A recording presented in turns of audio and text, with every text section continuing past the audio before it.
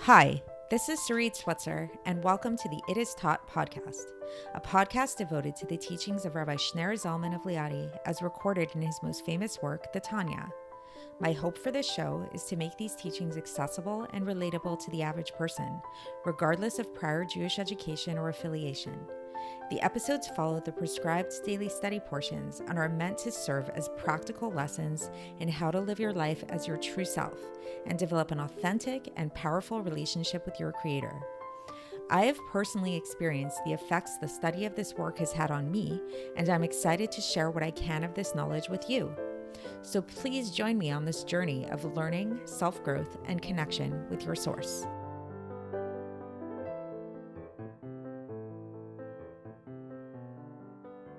Hi, and welcome to the It Is Taught podcast. This is episode 463 for the 7th of Adar in a regular year.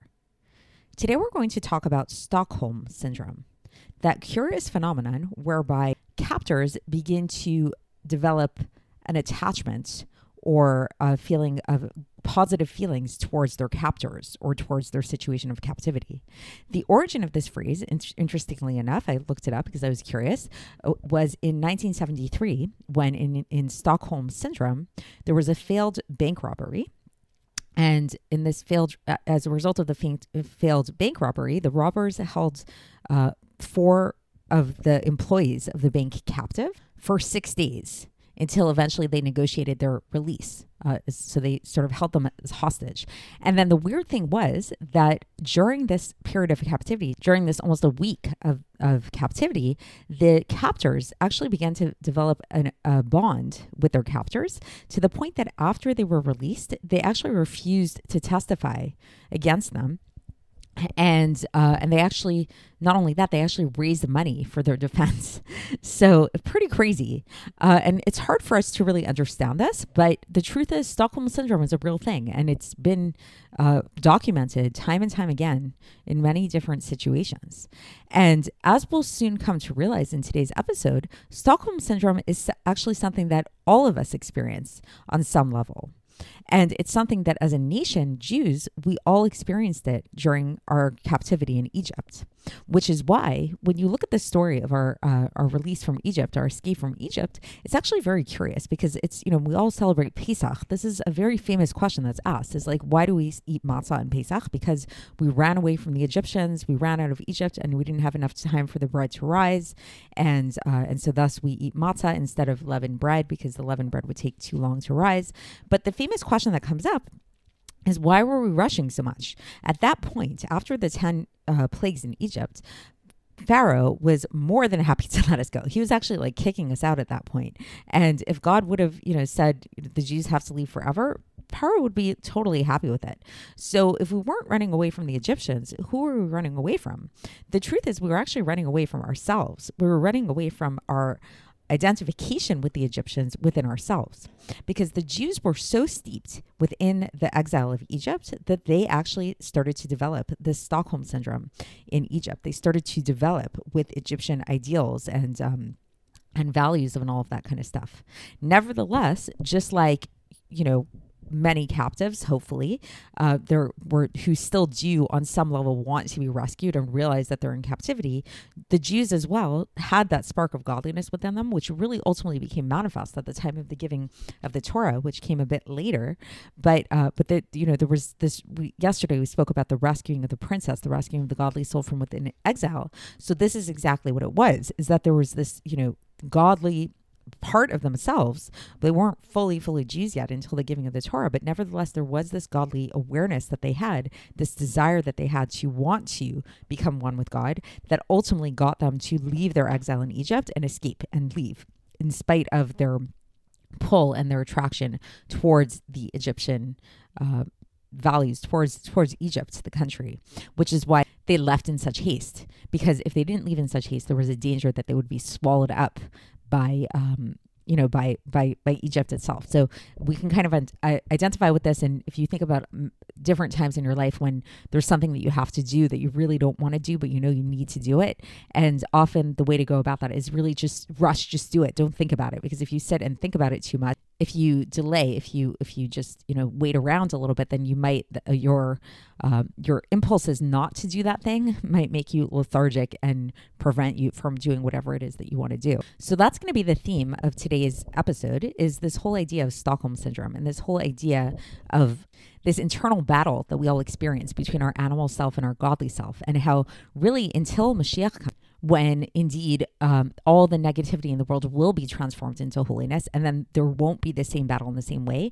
And at that time, we would not, if we would leave Egypt during that time, we would not have to leave in haste. It wouldn't be the same resistance to leaving Egypt. But up until that point, the current reality we live in is such that there is this battle, there is this dichotomy, this duality within us, this one part of ourself that actually identifies with our captors, that feels this Stockholm syndrome, that experiences Stockholm syndrome. And then the other part of us, are the godly soul self, that wants to get out and really wants to get out. And that desire is very strong. And we can tap into that desire to let it overtake the Stockholm syndrome within us and kind of shake it out of its place. So let's get into the text and see how the Alter Rebbe explains this. So the Alter Rebbe begins by describing the great joy that a person should experience when they're keeping Torah and Mitzvos, in recognition of the fact that they're restoring the godly soul back to its home. It's the wording that's used is v'shava el beit avia k'neorah, that we're returning it back to the home of her father as in her youth. So it's sort of again that imagery of bringing the princess back to the kingdom. And this is the idea of what the sages taught in Masechet Shabbos, page 153a, that a person should be involved all of their days in tshuva, because it's this is what joy is. Basically, the Alter Rebbe is creating this synonym between joy and tshuva, and joy and keeping Torah, because there's no greater joy than coming out of exile. So it's if you imagine the son of a king, here he uses the son of a king, we could say a prince, a princess, whatever it is, who is stuck and is imprisoned and is stuck, let's say, in this really dirty prison. Picture, I remember reading a book once about this guy who was imprisoned in India, and just the conditions were so disgusting and horrible. So imagine that a prince is stuck in this kind of prison, and then eventually they're allowed to go free. This is the analogy, this is the apt analogy that we can understand, that we can use when we describe the release of the soul from captivity in this way. And now the Alter Rebbe goes on and he says that, as much as we're getting the godly soul here out of exile, at the same time, the body still remains in its loathsome state, in its state of disgust. The Zohar describes it, the mashcha dechivya, the serpent's skin. That's what the body is referred to, because the animal soul does not become good. It doesn't become encompassed in holiness. So, so realizing this, a person might get down and out. They might think, I didn't really transform. Yes, I'm doing Torah and Mitzvos and all that stuff, but look at my body, look at my animal soul.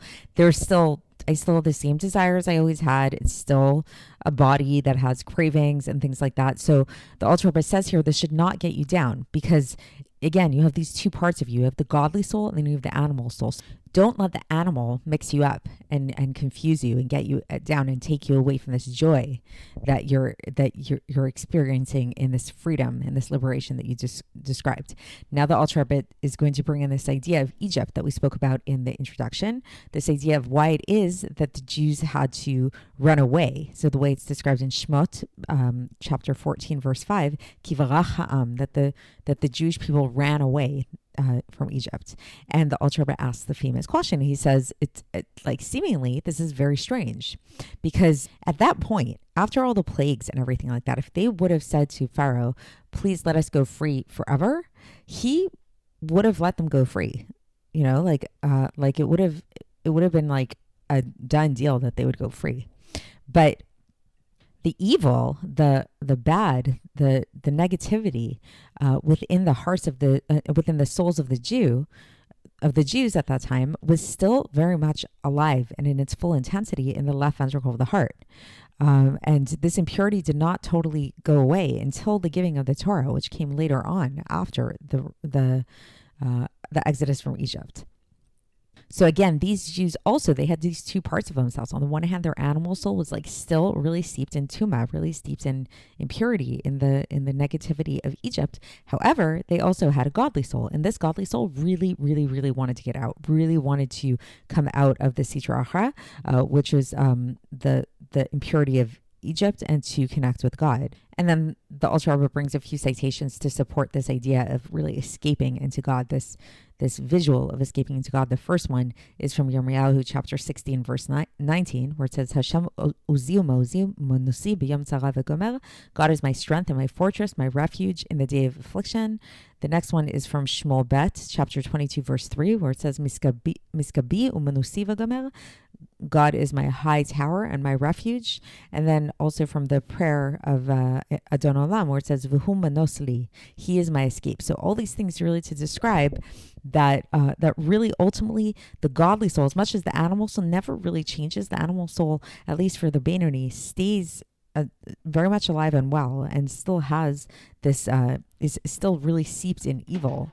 But nevertheless, and in impurity and all that, but nevertheless, there's the godly soul. That's the other part of the person. And that godly soul really wants to so strongly get out. And at that time, during the Exodus of Egypt, the godly soul won, and the godly soul really got them out. And, then the Alter Rebbe concludes here, and he says that in the future to come, then the spirit of impurity will leave the earth, as it says, and this is from Yeshayahu chapter 52 verse 12. You